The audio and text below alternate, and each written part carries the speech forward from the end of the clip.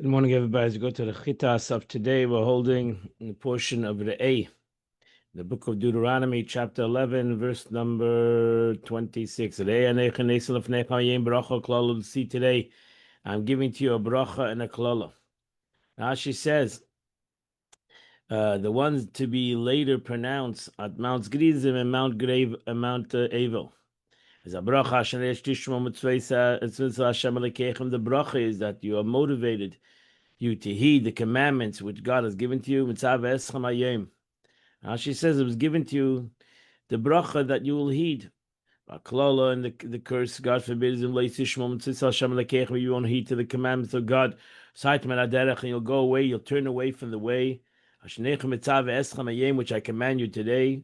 You'll, God forbid, go after other gods, which you do not know. Now she says, this teaches us whoever serves idols will eventually come to stray from the entire path of Israel, was commanded to follow.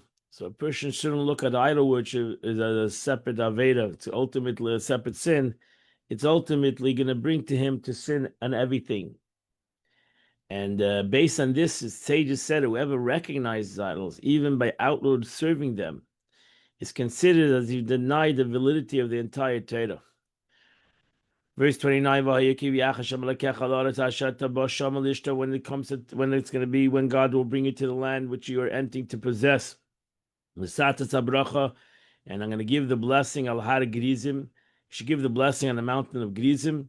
And klala on the mountain of Evel. You can see that Moshe Rabbeinu knew the Eretz Yisrael on the back of his hand, even though he never went into Eretz Yisrael. But Asatas HaBracha, as Rashi says, that the uncle is translated Yosme Varchai, those who pronounce the blessing. Al Har Gerizim means that they turned their face to Har Gerizim. And they began to pronounce the blessing. Blessed is the man who does not make a sculptured or molten image. All the curses that are stated in the passage were also said as a blessing. Afterwards, they turned their face to Mount Evel and began to pronounce the corresponding curse. Verse 30, aren't these mountains the other side of the Jordan? Further from the river in the direction of the sunset, Mul Be'eret Katnani, in the land of Canaan, Hayesha Ba'arava, that is in that dwells in the plains of Gilgal, Eitzel Elena Meda, near the plains of Elena Meda. Now she says he provided them exact location. Achrei, far beyond the crossing of the Jordan River. This implies that the term Achrei, every instance says Achrei, means in a distance. Derech Mavoy HaShemesh, in the direction of the sunset, beyond the Jordan River to the west. Now she says the cantillation of these verses proves that Achrei and Derech Mavoy HaShemesh are two separate phases, since they are marked to two distinctive cantillation signs. Achrei is marked with a pashta, and Derech is marked with a mapel. And the letter Dalet is vocalized with a dagish. So where the words Achrei, Derech, in one phrase, Achrei would mark conjunction of the cantillation since such a shefer, a mapach. And the Derech is a pashta, and the latter word would be written without a dagish. Mul ha-Gilgal. Now she says, far away from Gilgal. Elena Meida. What's Elena Meida? This is the city of Shechem. As it says, Ad Makam Shechem, Ad Makam Elena Meida. It says in Bereshis. And as far as the location of Shechem, as far as the location of Elena Meida, so we're talking about Shechem, which they call in English today, Nablus. Yatim even say, you're going over the Jordan. Love it, you're coming to and enter the land. You come to inherit the land. Which God, your God, has given to you. You should possess it. You should settle in it. Now she says again, said the miracles will occur to you when you cross the Jordan will be a sign for you that you will enter and take possession of the land. And you should be careful, you should safeguard to do all the rules and the ordinance which I'm giving you today.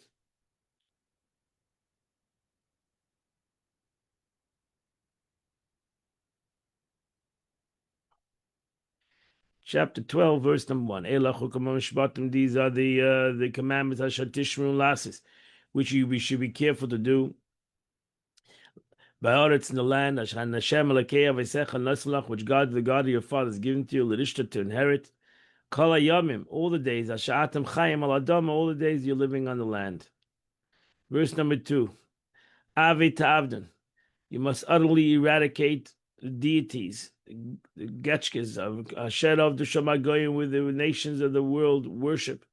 You have to destroy all the idolatry in the land of Israel. As on the mountains, in the valleys, and under every lush tree. You got to get rid of idolatry in Israel. Avi ta'avdan, the Hebrew verb is doubled. Avin ta'avdan, indicating destroy and then must again destroy. From here we learn that one who eradicates idolatry must root out all traces of it. And what must they destroy them? Their deities that are upon the mountains. Further specifies the following verse in the and you should demolish all their altars. You should smash the statues. And you should burn they used to worship trees of Asherah. You should burn it. You should cut down the sculpture's image of their deities. You should destroy the names of the deities from Eretz Yisrael. Now she said the Mizbeach was made out of stones. Matseva, a pedestal, a monument, a stone, is one stone. And this is what was called in the Gemara a bimus, mentioned in the Mishnah. A stone was originally cut out and used for a bimus. A bimus is like a step platform, which was really a monument to the deities since they came to worship them itself. Ashed, ultimately they started to worship not only the stepping, the idol, they started to worship the monument that was put in front of it. Asheda, as I said, this is a tree that was worshipped in Canaan. Must destroy the name by referring to them to a derogatory nickname, Beis Galia, Beis Karya, pit. Ein Koil is seeing Ein Koitz. You have to take Beis Galia, lofty house, you should say Beis Karya, it's a pit. Ein Koil is seeing you should call Ein Koitz, an eye that has a thorn. So you have to act derogatory in the aspect of these idols. You're not allowed to do this to God, your God. Now she says, what does this mean? It means to burn sacrifice for the sake of heaven at any site, but only in the place that he will choose, the Beis Hamikdash. That's number one. You're not allowed to do sacrifices out of the Beis Hamikdash. Number two, another explanation, you must abolish their altars, destroy the names. You must not do like, this is a warning against erasing the holy names. You're not allowed to erase God's name. And dismantling one stone of the altar in the courtyard. Rabbi Shmuel said, could it enter your mind that the Jewish people would demolish their altars, rather, their own altars? Rather, it means you must not intimate the behavior of idolatry, whereby your sins would cause the temple, your forefathers, to be destroyed. Verse number 5, only to the place where God chooses. From all your tribes, to put his name there, the Beis Hamikdash. Sham l'shichna tidishu, over there you seek his presence. Ubasa shama, and you come specifically to the Beis Hamikdash. Ash says this refers to beginning, because we know for the first close to 400 years that the Mishkan was in Shiloh. And that's why l'shichna, the Torah used the word Mishkan, not the Beis Hamikdash, because the Mishkan was at that time for hundreds of years in Shiloh. And that's Rashi Mishkan Shiloh. Verse number 6. You should bring over there in your Mishkan, you should bring your ascent offerings of Chechem, your peace offerings, your first fruits, and that's what you separate from your hand, the Rechem, and all your vows, and the Seichem, all your gifts, your firstborn of your cattle, with tzeinechem and your animals. Rashi zivchechem. This is obligatory. There's shlomim that say not obligation. There's a shlomim that's obligation. Masreichem, the tithe of an animal, and the second tithe, Ma'aser Sheni, you have to bring it to Eretz Yisrael, to the Shleim. Trumas Yetchem, this refers to the first fruits, which was again brought to the Beis Hamikdash. The priest takes it, the basket from your hand. B'choros B'karchem, this is Litan L'Kohen, this is to the Kohen that was given, offered to them, the first animal, the B'chor of the animals. Like the B'chor of a son, the B'chor, the firstborn of cattle. Verse number 7, V'chaltem sham l'fnei Hashem Elokeichem, you shall eat there before God your God, V'samachtem, you should be joyful. V'chol mishlach yetchem, in all your endeavors, Atem v'teichem, you and your households, Asher berach Hashem Elokeichem, which God has blessed you. Now she says, Asher berach lefi habracha havei, bring the sacrifice according to the blessing of God. Verse number 8, don't act the same way that you're acting today. Each individual does what he wants. Now she says, this refers to above. This is an interesting verse. What is he talking about? That over here we're doing whatever we want. This refers to above, you are crossing the Jordan. Once you cross the Jordan, you're immediately permitted to offer sacrifice on you're immediately permitted to sacrifice private, because then they used to bring sacrifice also in the private when there was no Mishkan. So they said the first 14 years you can go and bring sacrifices on your own in your house. However, the private altar, you may not be offer up anything that you can offer here today in the tabernacle. That is with you, and you have anointed for, it's not fit an offering of a sin offering or guilt offering and the sacrificial vows and dedications.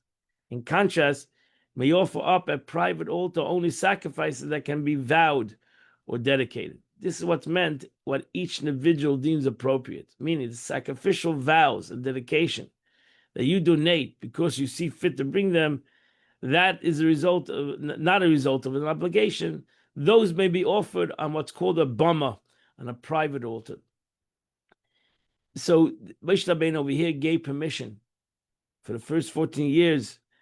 Abish gave permission. The first 14 years, the Jewish people were in Eretz Yisrael, which we know that ultimately this was a problem because they didn't want to get rid of their bummas. Everybody wanted to have the personal sacrificial altar in their own house. Because we have not yet come to the resting place, to the inheritance. Hashem says, although 14 years, Moshe Rabbeinu knew that's going to take 14 years to ultimately come to conquer the land and to divide the land. Adata means here the same as yet.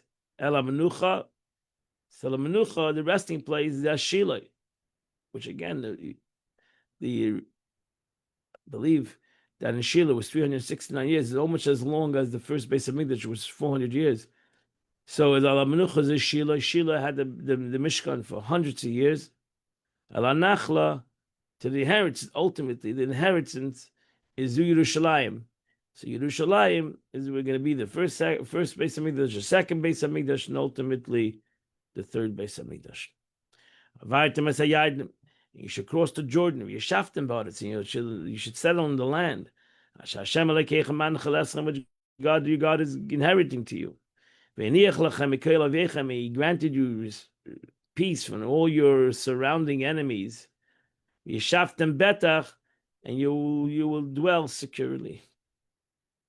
Now it says, once you're divided up, and each person recognizes his portion and the territory of his tribe, after the conquest and division of the land, and furthermore, when you achieve better from the nations that God left in the land to test Israel, brought them, which came true. When did they have? So you should realize until David HaMelech, even though the Jewish people who lived in Eretz Yisrael for hundreds of years, but they didn't have any menucha, didn't have any peace because the Plishtim kept on hurting them and attacking them until the age of Melech David, That's when David HaMelech came and he cleaned out Eretz Yisrael. And that completes the Chumash for today. We now go to the Tanya today. We're holding in the middle of the 7th letter of the Alter Rebbe. It's a long letter, a very deep letter. At this point, the Alter Rebbe, in the concept of Yaakov Avinu, that is Kabbalistic over here, the Rebbe resumes to begin with what the Alter Rebbe began earlier, when he pointed out that Yaakov Avinu kim ze beis Kael El Elokei Yisrael, El Elokei Yisrael, the God Kael, the God of Israel. Doesn't say the God of Jacob we mentioned. For the soul of Yaakov, otherwise known as Israel, was the illuminate with all the aspects of divine radiance, just as Avram of Adam Rishon. So Adam Rishon had within him the whole world, and now Yaakov Avinu had within him the whole Jewish nation. So Yaakov Avinu is the concept of the entire Jewish nation. He's compared his neshama kololis of the entire Jewish nation. So that's what the Zohar says. Shufa the Yaakov main shufa the Adam Rishon. The beauty of Yaakov resembles the consumed beauty of Adam. Because Shetikin Chet Adam Rishon, Yaakov ultimately rectified the sin of Adam Rishon. Voice in the Shmasi Gam Ken Klula Mikol Neshama Yisrael. And his soul, just like Adam Rishon, comprised of the entire Jewish nation. Ma'olam V'ad Olam, from all times. That's why we call Bnei Yisrael. That's when Yaakov later, he was called Yaakov. But later the Abish said, no, you Yisrael. You are the Bnei Yisrael. Because you are the Neshama of Klal Yisrael. And he, Yaakov Avinu, was the vehicle of the Torah. Shalamayla, that's a heavenly, in its heavenly state. Shenika b'shem Adam, which refers to Adam. So we find, as it says over here, the phrase reflects the wording of the verse. It says, Zeis Torah sa Adam. This is the Torah of Adam. Very interesting. It just says, Zeis Torah Yisrael. This is the Torah of Yisrael. It says, no, Zeis Torah sa Adam. This is the Torah of Adam. This law, a man. Interpret the level of drush, these words are taken little to mean this is the Torah Adam. Because Adam is Yaakov Avinu. I ultimately rectified the sin of Adam. As it's written in the prophecy of the chariot, says, on the lichen of the throne was the lichen, the appearance of Adam, a man. In a lot of terms explained in the Kabbalah refers to the Torah. As written, Zeis lefnim b'Yisrael. Likewise, it's written, and this Zeis was the custom of the former times in Israel. Same, it's an expression, it's a pasuk. At least in the plain meaning of the phrase quoted on the interpretive level of drush.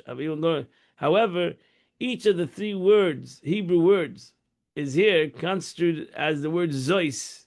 The word Zeis connotates Torah, Lifnim, B'Yisrael. In the Israel, the patriarch.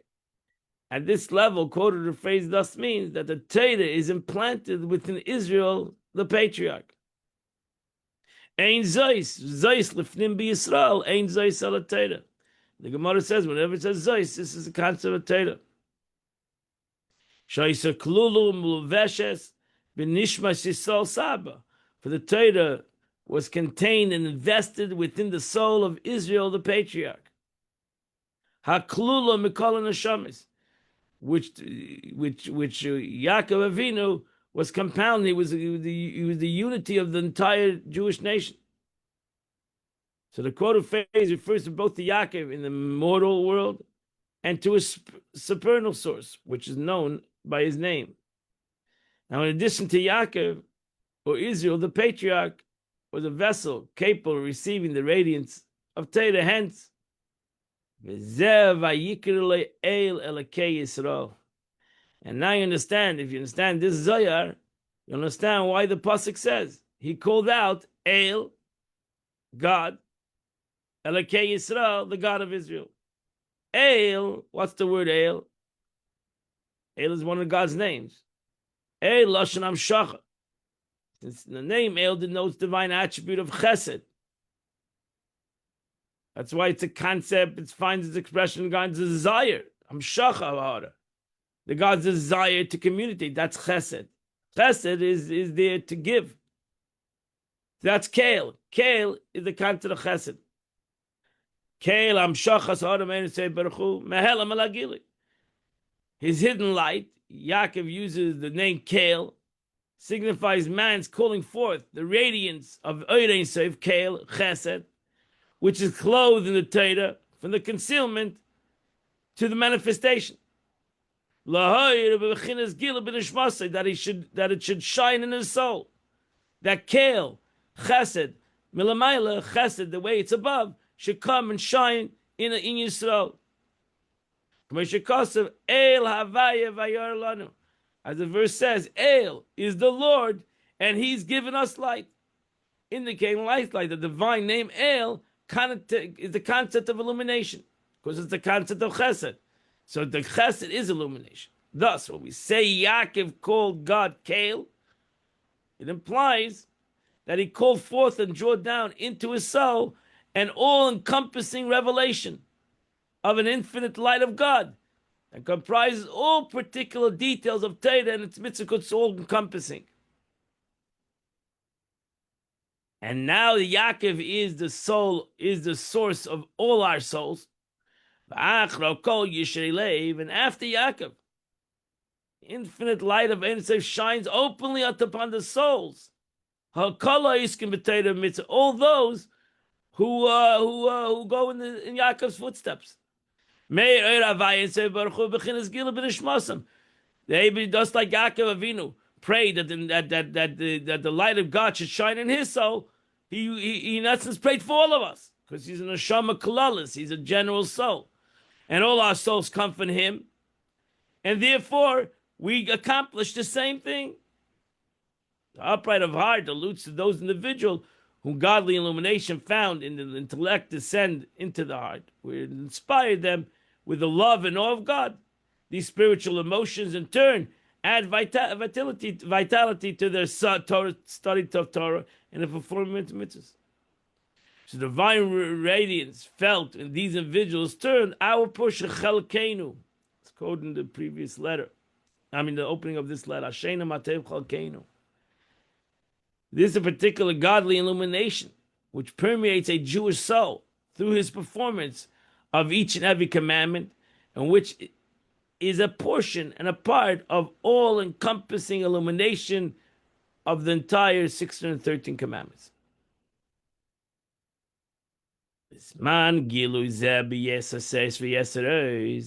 In the most elevating and most powerful elevation, divine radiance, the most elevating, most powerful manifestation of this divine radiance in my house and in his heart. When is the best time?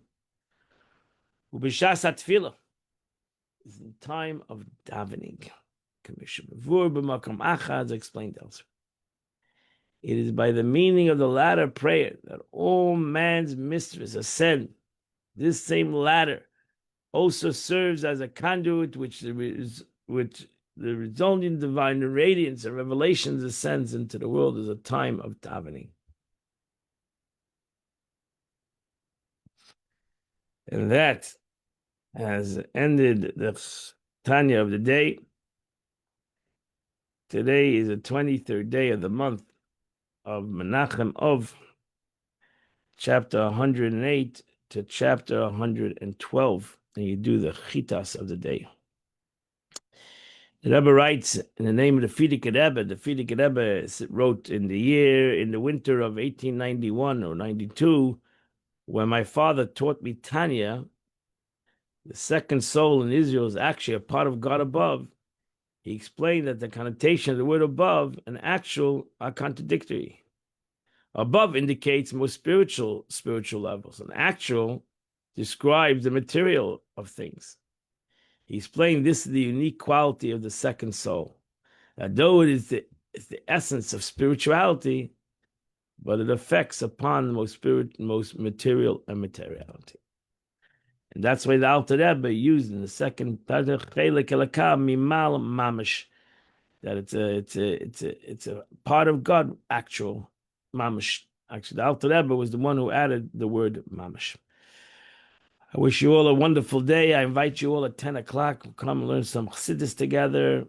10 a.m. Come to Chabad. Come on Zoom. Or anything that makes you happy. Have a wonderful, beautiful day. We'll see you all tomorrow.